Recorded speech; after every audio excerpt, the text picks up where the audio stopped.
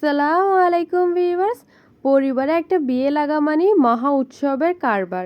কেননা সেই উৎসবে সবার সাথে দেখা হবে। অনেক দিন যাদের সাথে দেখা হয় না, কথা হয় না, তাদের সাথেও কিন্তু দেখা হবে। তাই হচ্ছে বিয়েতে যেতে আমার অনেক বেশি ভাল লাগে। তবে সবসময় বিয়েতে আমার যাওয়া হয় না, কিছু কিছু বিয়েতে যাওয়া হয়।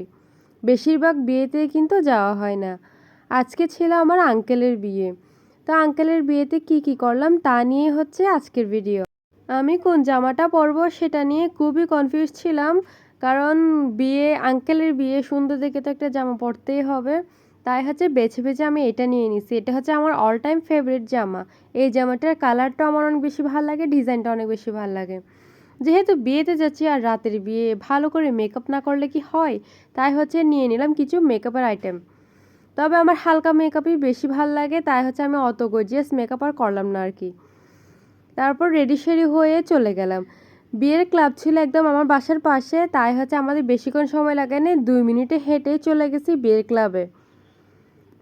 বিয়ের ক্লাবে এসে দেখি প্রচুর মানুষ চলে এসেছে, তবে এখনও কিন্তু বর আসে নেই। 2 তলায় উঠে দেখলাম একটা মিররের মধ্যে ভিডিও করে নিলাম, মিরর পিকও তুলে নিলাম।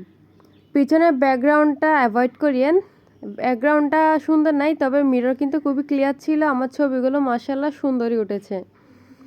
তারপর দেখছিলাম 2 তলা থেকে নিচের মধ্যে কী করছিল। ছেলেরা হচ্ছে নিচে বসেছিল আর মেয়েরা হচ্ছে উপরে বসেছিল। 2টা স্টেজ করেছিল, একটা হচ্ছে নিচে আর একটা হচ্ছে 2 তলায়। 2 তলায় বউ ছিল, বউ অলরেডি চলে এসেছে কিন্তু জামাই এখনও আসে নাই। তা আমি একটু চুড়িগুলো নিয়ে ঢং করে নিচ্ছিলাম আর কি, আমার কোনো কাজ নাই। চুড়িগুলো কিন্তু আমার অনেক ফেভারিট, তবে চুড়িগুলো অনেক পুরনো, প্রায় 5-6 বছর আগে কিনেছিলাম। চুড়িগুলো কিন্তু এখনও ভালো আছে, যত্ন করে রাখলে কিন্তু সব কিছুই ভালো থাকে।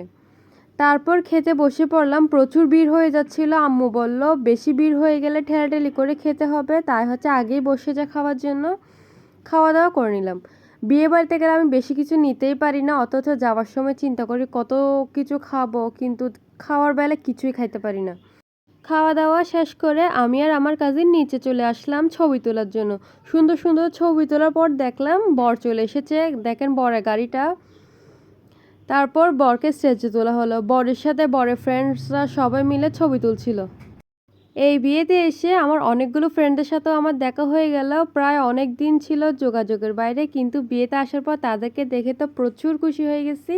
আর আমরা ফ্রেন্ডসরা মিলে ভাবলাম বউর সাথে ছবি তুলবো, কিন্তু দেখেন বউ হচ্ছে তার বান্ধবীদের সাথে ছবি তুলছে, আর কতগুলো লাইন দিচ্ছে, লম্বা লাইন একদম বউয়ের সাথে ছবি তোলার জন্য। তাই বউয়ের সাথে ছবি তুলতে অনেক বেশি সময় লেগে গেছে। বউয়ের সাথে ছবি তুলে বাসার উদ্দেশ্যে রওনা হলাম। আল্লাহ হাফেজ।